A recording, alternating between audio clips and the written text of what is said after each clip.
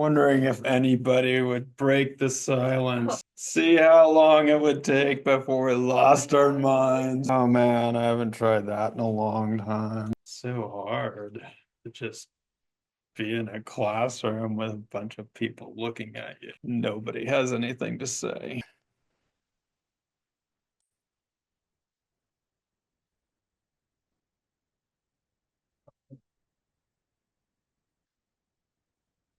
I know, actually, I was thinking I should have sound effects for everything. Why? Yes, I'm prioritizing the visuals. I'm bad. I'm doing the visual thing. We will make some sounds, some noise, but yeah, I could have thrown that in. Oh man, missed opportunity. Noise. What is it? You thought Ingold was down on noise. Okay, so yeah, I did want to deal with this a little bit. First, with this quote, I'm surprised somebody hasn't thrown this book at me yet. So thanks for playing along. Yeah, there's going to be a lot of that. We're just going to ride the wave. We're just going to go along. And we'll try to make sense of things, but it's not all going to make sense, and I don't think it can. But we're just going to have fun. This is the quote. The quote from Ingold is, where dirt, as anthropologists say, is matter out of place, noise is sense out of place.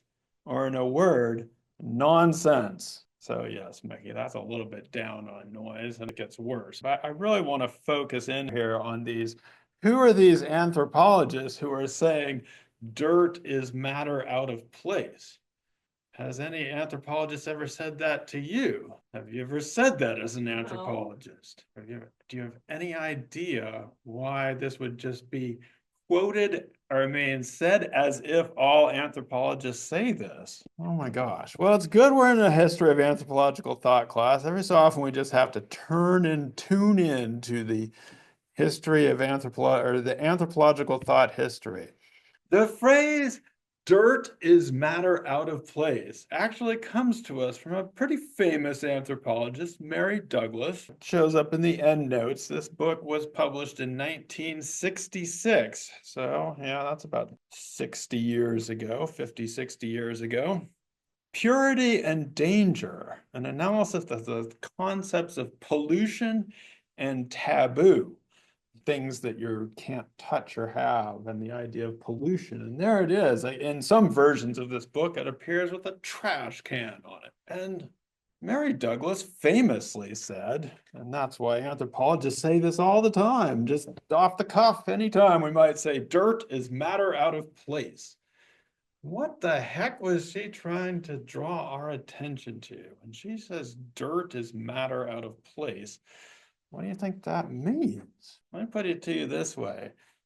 That's fine, as long as the trash is in the garbage can. It's fine. As long as the dirt is in the garden or in the archaeological dig where it's supposed to be, it's fine. But when do we not like dirt? In the house? When it's out of place. So what I think she's saying here is there's nothing necessarily objective about dirt that makes it dirty, you might say. It's just that we socially want it to be ordered and in place. And it's in part because of our social definition of what is where dirt is that it becomes out of place.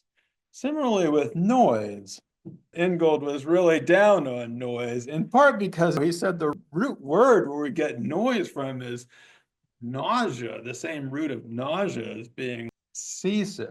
But his point is that noise, like dirt, is when we socially don't recognize something and it's just a cacophony in our ear.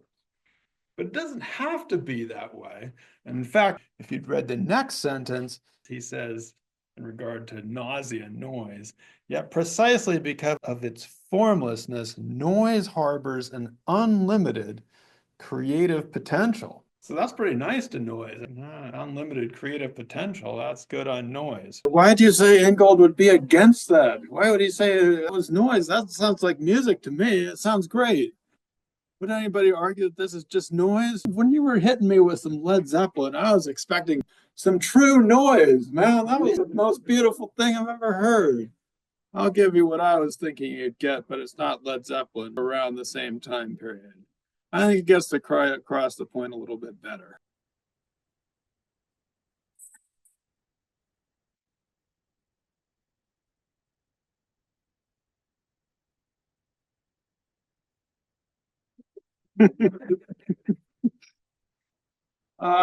So as you can see, as you can hear, in olden days, I don't know what Led Zeppelin was doing, being all beautiful with their little guitar playing stuff that's hard to play.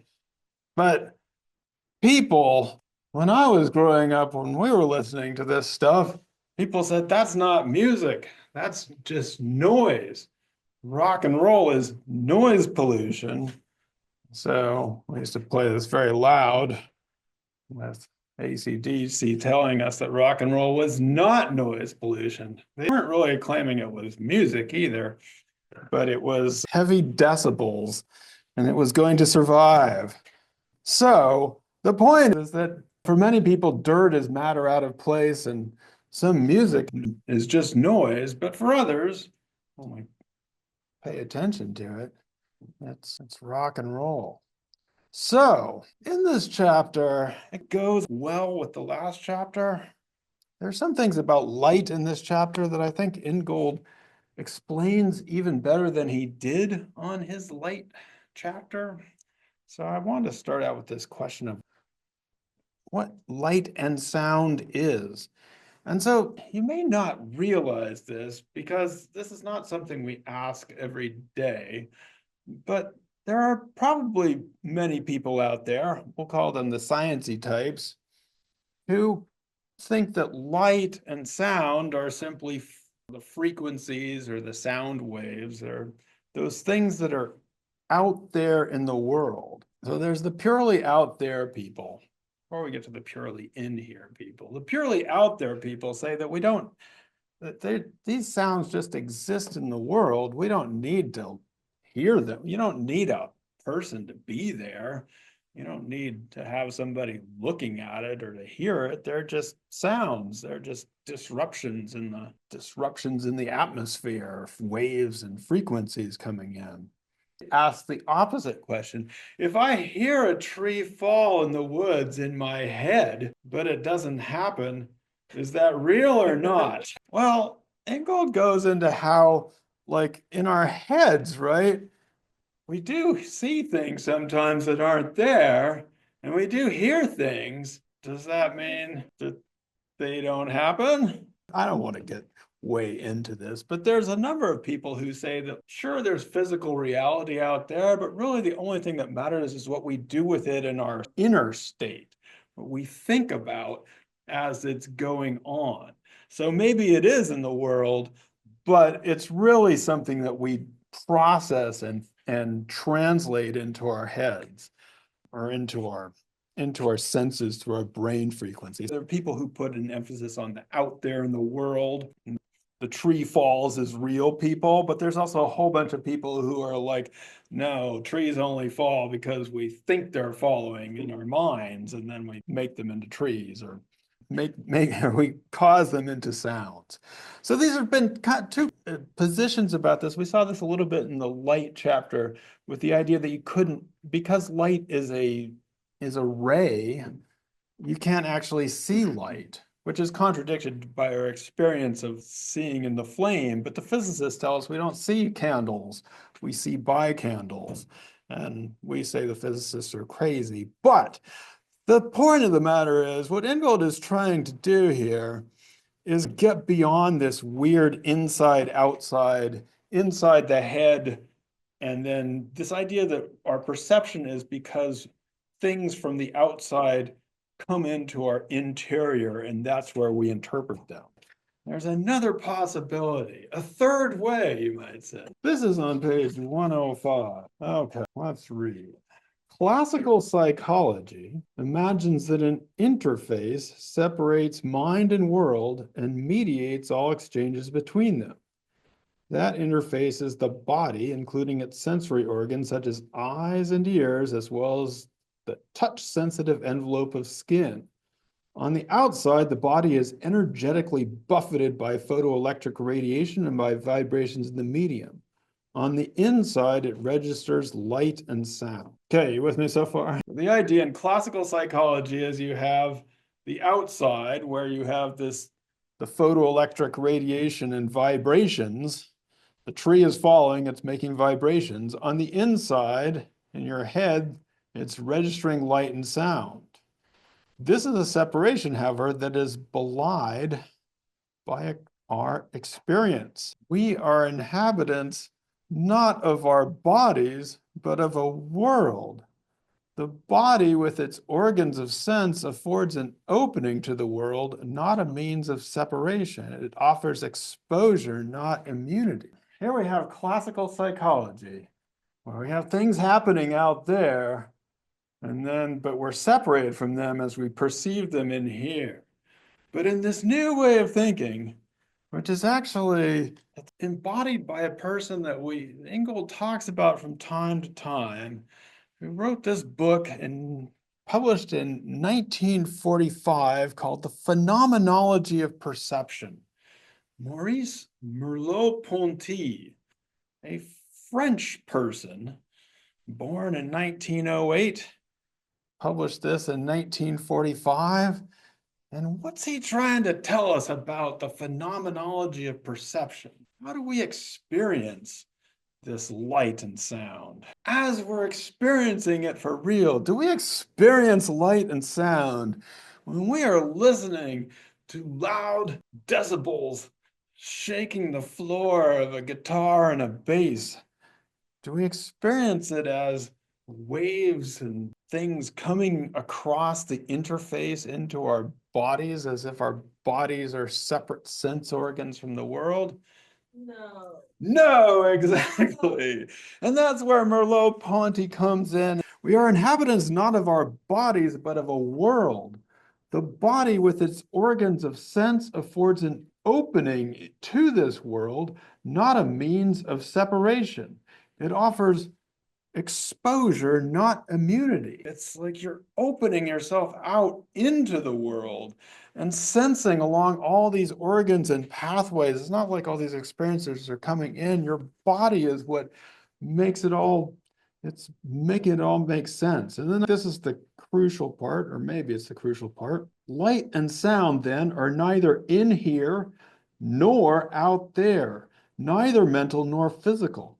On the contrary, the very experience of light or of sound is one in which the interface is dissolved, in which mind and world, the sensing and the sensible fuse together, and in so doing constitute a field of perception. So Merleau-Ponty is trying to draw our attention to, and why this is called phenomenology, and why it was so radical, is it's trying to dissolve this distinction and actually get us to understand, as if we were babies again, experiencing all of this.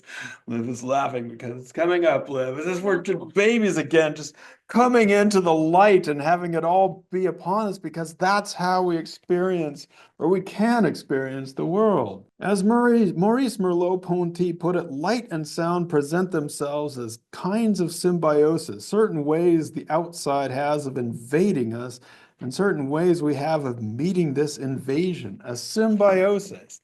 So again, a third way of understanding perception, not as things out there or things in here, but as us being able to interface into the world, organs of sense. This was a great part, and yeah, if you get anything out of it, I would say that this is the way to phenomenologize things. I haven't looked up Merleau-Ponty for a while. I wanted to make sure he was an okay guy back in history, because I was building on some other philosophers, but let's say Heidegger. If you start citing Heidegger and you start dealing with Heidegger, then you have to wonder, well, was Heidegger a Nazi? Did he go into the Nazi part of things? And you have to wonder about that, because a lot of the Germans. But with Merleau-Ponty, we're on pretty good footing. He was over in France. He was born in 1908. Obviously, he was actually a French person who was on the side of the French left, and he was resisting the Nazis when they came in. He got wounded, and he was part of the French army, and then got wounded. And then when the Germans occupied France, he was part of a resistance group in Paris. So we're on pretty good ground if we go with Merleau-Ponty, at least politically. He also died at the age of only 53 in 1961, apparently as he was preparing to teach one of his classes on Descartes or Cartesian philosophy. So that's scary for me. Look at how much he did, younger than I am now. Weird. Anyway, Merleau-Ponty gives us a sense of what it might be like to be in that thing. What's that? The whiteout? Yeah, I was trying to find a picture of an actual whiteout. Has anybody ever experienced this thing and tried to hope you're not driving in this? It's pretty scary. What happens in a whiteout? You experience nothing but also something. And as we come out of the whiteout and objects become clear again, it's like being born. It's like you've experienced the light and now you're experiencing objects again. And then Ingold goes into this whole thing about how we start hearing when we're in the womb. Have you seen those people who play their babies songs and stuff and infant songs while they're inside their womb to try and give them exposure to, say, classical music instead of rock and roll? Probably you should play that Led Zeppelin song for the baby, not the one I played. We experience auditory perception before we experience visual perception. And it is funny that the psychologists tell us that, in fact, we recognize the languages that were spoken around us. The psychologists have ways of flashing light at babies' eyes, and we are more attuned to the languages that have been spoken while we're in the womb.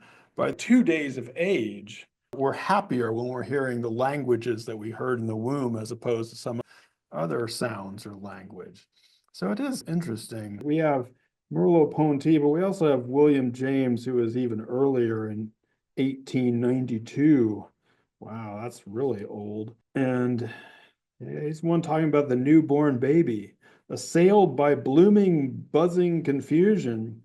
The first time we see light, wrote James, we are it rather than see it. And so again, this is trying to get at this sense of that our actual lived perception is that of reaching out into the world and actively becoming the world, or as we talked about in the last class, when we are looking not at the sun, but we're looking with the sun, we become our not bodies with eyes, but eye body. But it was also in this chapter, and how we can use our ears to become ear body, and that our heads swivel around to look at things and to hear them and to perceive them out there.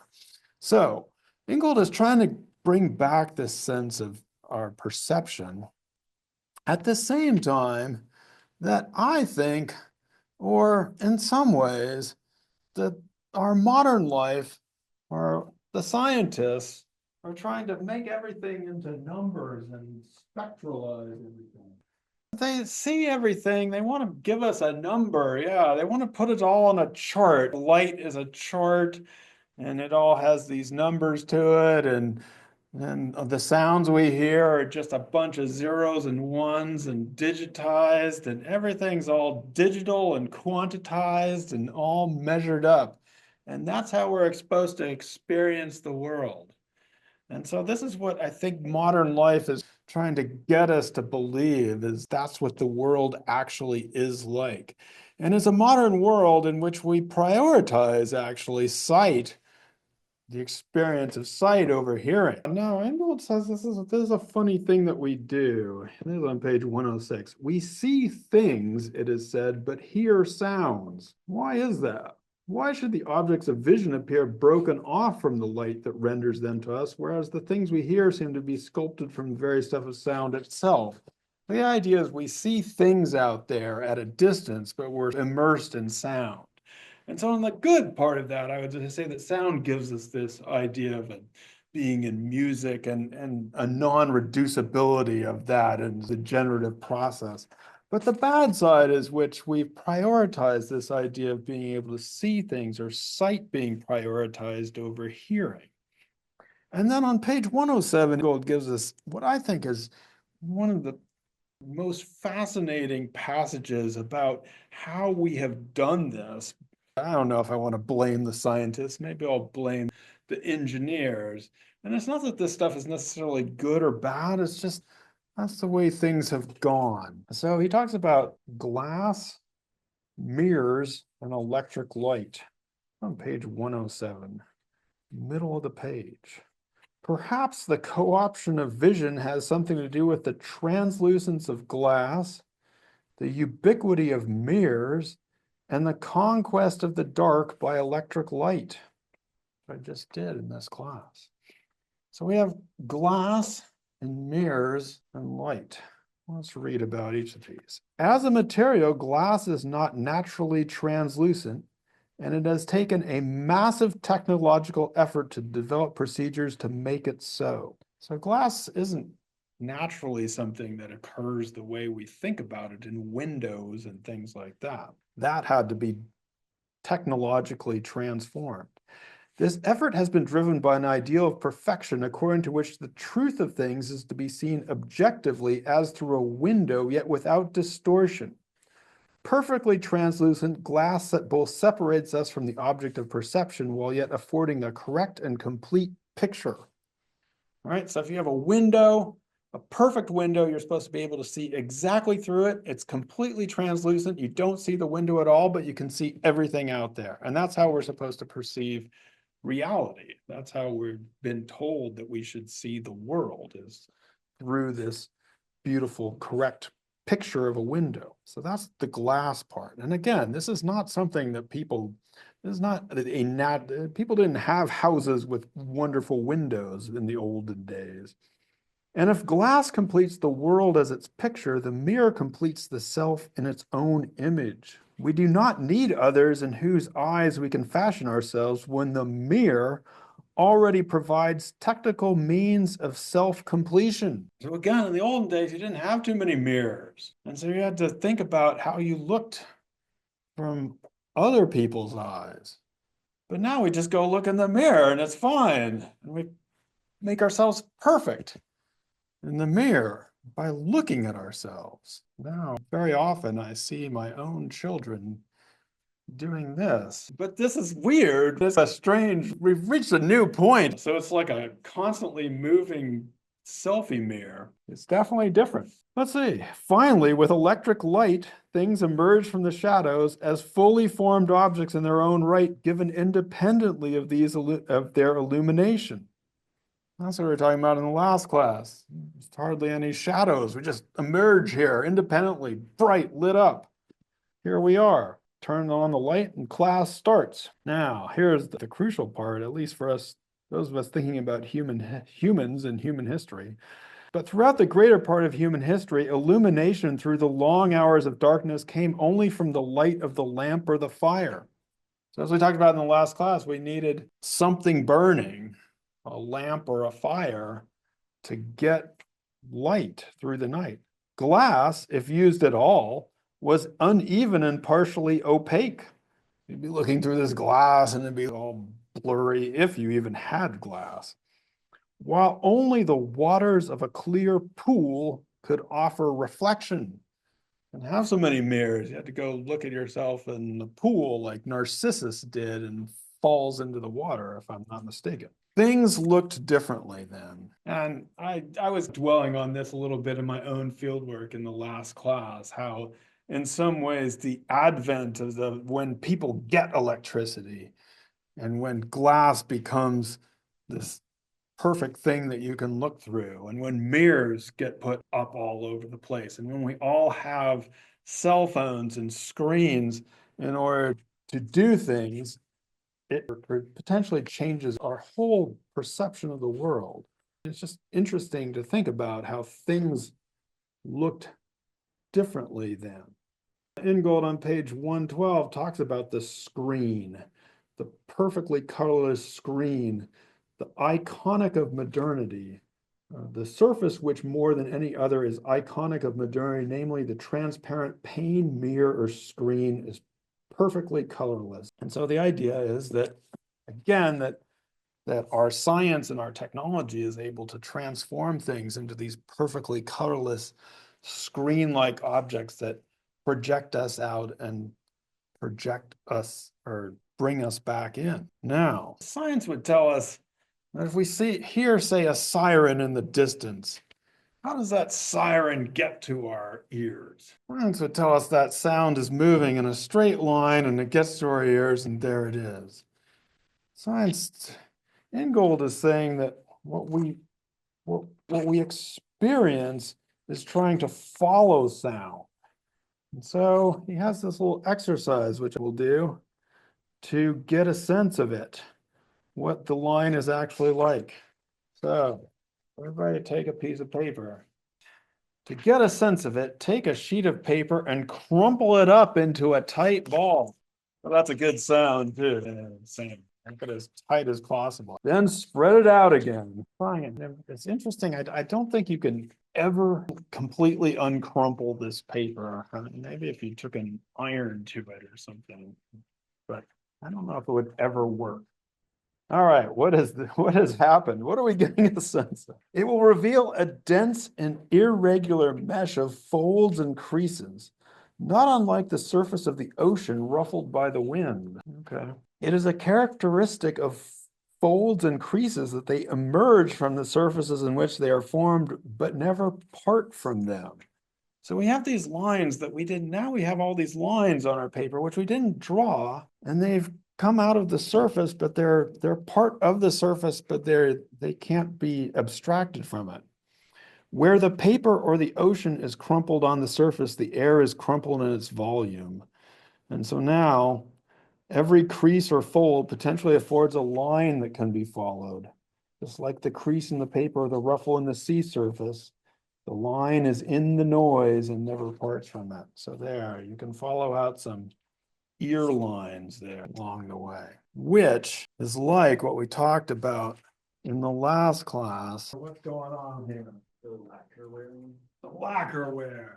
Now we have to do this in the dark because we're in praise of shadows. What's going on with this stuff? Yeah, and these things were meant to be, they're like the old style of art. They're meant to be, they're only good in candlelight. And if you put them into a museum in electric light, they're no good. So they're made for a world in which we moved about with flames and candles and those kinds of things. And how should we think of sound then in the end? Sound is the equivalent of the flame of the candle, or we can think of it as the flame. And so, yes, if we're walking along, maybe the silence is like the shadows in this. And so if Tanazaki's, as his name was, talking about in praise of shadows, we could also be in praise of silence because it's being able to make out the sound here. So, in this class, we have talked about humans and animals and opening up our perception to how animals and humans interact in the world of animals and our own world and how people are concentrated on animals. And then we talked about opening ourselves up to the world of the imagination, of how people experience dragons or dream. And in this class and the last class, we talked about opening our experience up to understand different ways to perceive these basic fundamental elements of light and sound. And these are strange things to be talking about in a history of anthropological thought in some ways, but in some, it is perhaps the best tune-up I could give you for trying to go out and really experience the world in new ways in the quintessential thing that anthropologists try to do, which is anthropological fieldwork. And so to do that, we need to really tune our perception into this kinds of experiences that people have and to understand the world through their eyes, ears, bodies, you might say, that move through a world that is inhabited by us non-human, more than human creatures, that is also places in which our ideas about the world, our imagination of it, is as much a part of reality as our dreams are as much a part of reality as our senses, and where we experience physically and phenomenologically light and sound in this way of opening ourselves up to the world as it is. And so for me, I wish I'd done this before I did anthropological field work, but in some ways you also can't really appreciate it until you've come back. So that what I hope we have done in this section, or started to do, is doing this tuning exercise of our bodies and our senses in order to appreciate what other people are doing. That tuning will continue in the next, where I've drawn a line at part 2, where he talks about, in the next class, we'll be talking about a cello and a lasso, and why both are perhaps beautiful things. But oddly enough, we are actually at the end of part 1 of the chorus, which was trying to tune up our perception. Yeah, we should be happy with ourselves. And we're all here and alive. Haven't gotten into too many fights yet.